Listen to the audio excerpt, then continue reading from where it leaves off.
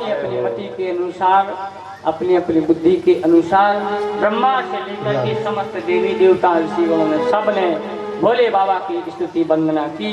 भोले बाबा प्रसन्न हुए। भोले बाबा को साथ में लेकर के ब्रह्मा जी आए हैं दक्ष यज्ञ में। जो जो जैसी व्यवस्था भंग हुई थी उसको पुनः दोबारा से शिव जी ने आज्ञा दी कि सारी तैयारी पुनः से प्रारंभ करो। यज्ञ की तैयारी पुनः प्रारंभ हुई।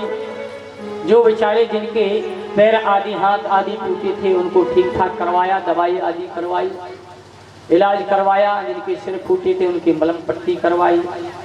और किसी की दाढ़ी नोच ली, दाढ़ी पकड़ी, जितनी आ गई हाथ में आ गई। अब भोले बाबा ने देखा एक ऋषि की दाढ़ी की तरफ तो भोले बाबा मुस्कुराए। भैया जी कौन सी दाढ़ी है? बोले आजकल की दाढ़ी है फैशन वाली। फ्रेंच कट क्या होती है साहू जी? फ्रेंच कट बोलते क्या बोलते हैं? जो इतनी सी छोड़ देते हैं और सारी साफ हो जाती है। हाँ, तो ये फैशन वाली दाढ़ी है। भोले बाबा ने कहा कोई बात नहीं, आगे चल के यही दाढ़ी काम में आएगी। थोड़ी सी दाढ़ी बची थी और नोच ली थी शिवगणों ने। अब एक को देखा कि मूछ सपरसट मूछ ही नहीं है, लेकिन इनका कोई उपाय है। बोले कोई बात नहीं, तुम ऐसे ही रहो, तुम्हारे अनुयायी जो है कलयुग में और आएंगे, है ना। और एक को देखा तो वो कह रहे बलम बलम बलम बलम बलम बलम बलम बलम। क्यों? क्योंकि दांत थे वो दांत नहीं रहे। अब बम बम जो है सही तरीके से नहीं निकल रहा। तो भोले बाबा से प्रार्थना की, भोले बाबा से प्रार्थना की। अब दांत नहीं, अब क्या करें? हम तो खूब चकाचक भोजन भंडारा करते थे, भंडारे में जाते थे, खूब माल छानते थे। अब कहाँ से पकौड़ी खाएंगे, कहाँ से मंगोड़ी खाएंगे, कहाँ से समोसा आदि खाएंगे, बड़ा आदि कैसे खाएंगे बिना दांत के? बढ़िया बढ़िया भोजन। भोले बाबा ने कहा ठीक है कोई बात नहीं, अब तक तुमने जितना माल खाया है उतने में संतुष्ट रहो। बोले अब क्या करें? अब क्या भूखे मरेंगे भोले बाबा? बोले नहीं नहीं, अब तुम आगे से सत्तू घोर घोर के पियो। सत्तुआ चीनी मिला करके जो खाते हैं। बोले सत्तू से काम चलाना। एक देवता थे उनकी आंखें नोच ली शिव जी के गढ़ों ने।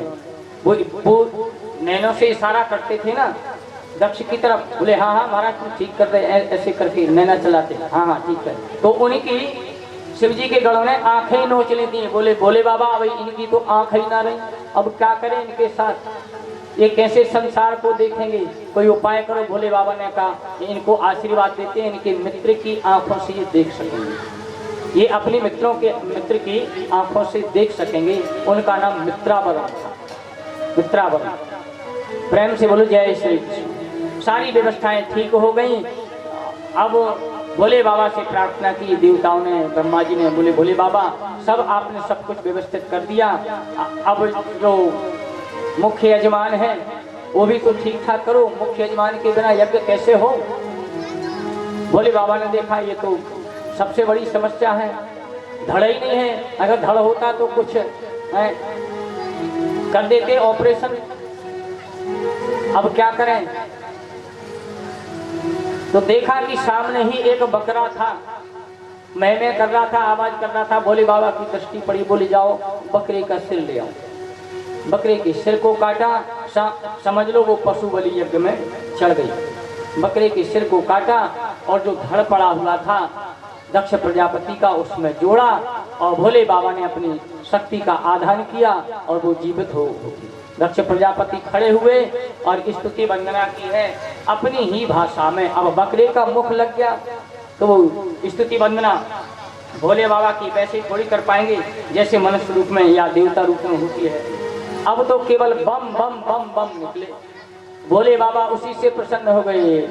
बोले ऐसी स्तुति आज तक किसी ने नहीं की। जाओ हम तुमसे प्रसन्न हैं, तुम्हारा कल्याण हो, तुम्हारा यज्ञ सफल हो। आशीर्वाद दिए। यज्ञ का कार्यक्रम प्रारंभ हुआ और यज्ञ जब पूरा हुआ तो भगवान नारायण वहाँ स्वयं प्रकट हो गए। यज्ञ नारायण। बोलो यज्ञ नारायण भगवान की, बोलो शंकर भगवान की, भक्त और भगवान की जय। जय श्री राधे नमः पार्वती पतये हर हर हर महादेव। सब सबने भगवान नारायण को, यज्ञ नारायण को प्रणाम किया। अब भगवान यज्ञ नारायण सबको शिक्षा दिए। देखो भैया सुनो सब लोग, तुमने जो यहाँ अपमान किया भोलेनाथ का, शिव जी का, ऐसा आगे कभी मत करना। और यज्ञ नारायण भगवान ने यहाँ पुनः भोले बाबा को यज्ञ में स्थान दिया। भगवान यज्ञ नारायण ने ये सब के लिए सूचना दी और कह दिया सभासदों से, मंत्रीगणों से, जितने देवता हैं, बोले आज के बाद जो यज्ञ होगा, यज्ञ में जो आहुति लगेगी, यज्ञ में आहुति लगती ना स्वाहा, तो यज्ञ में आहुति देने पर कुछ सामग्री यज्ञ कुंड के बाहर रह जाती है। यज्ञ कुंड के बाहर रह जाती है। कितनी भी सावधानी से आहुति डाले हम लोग, सामग्री डाले, तो अग्नि भी कभी कभी तेज हो जाती है, तो वहां तक हाथ नहीं पहुंच पाता पूरा कि बीच कुंड में पहुंच जाए, तो सामग्री बाहर रह जाती है। कुछ घृत की बूंद वो भी टपक जाते हैं। तो जो जो सामग्री, जितनी हवन सामग्री यज्ञ कुंड के बाहर या यज्ञ की परिधि पर पड़ी रहती है, वो सब कुछ शिव जी का अधिकार होता है।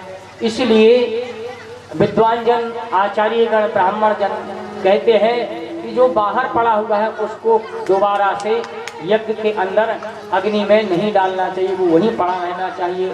वो जो बचा हुआ होता है यज्ञ पूरा होने के बाद, अग्नि शांत होने के बाद, वो सब इकट्ठा कर करके उस भस्मी को, राख को इकट्ठा करके उसको विसर्जित करना चाहिए, जल में प्रवाह कर देना चाहिए। क्यों? क्योंकि वो भोले बाबा का स्थान है, भोले बाबा को वो भाग है। प्रेम से बोलो जय श्री कृष्ण।